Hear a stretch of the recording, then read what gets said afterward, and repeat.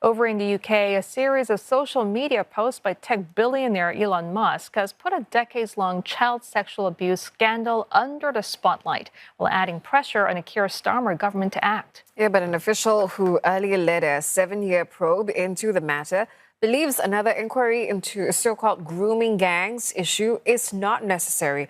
Professor Alexis Jay says authorities must instead start implementing existing recommendations. Stuart Smith reports from London.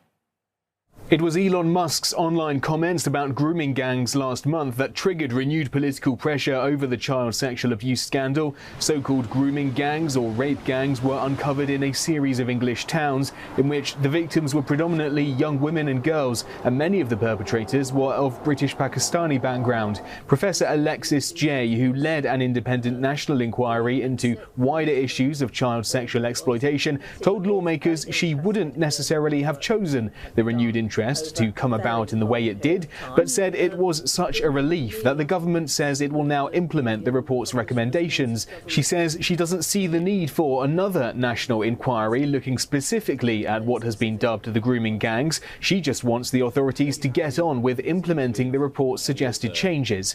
Professor Jay told Tuesday's parliamentary committee that she'd constantly tried to draw political attention to the fact the recommendations were not being acted upon, but was repeatedly brushed off by the previous government. The reaction of all of us, but mostly victims and survivors, was such huge disappointment and anger at what they had pinned a great deal of hope and anticipation on, that the recommendations we made would be delivered.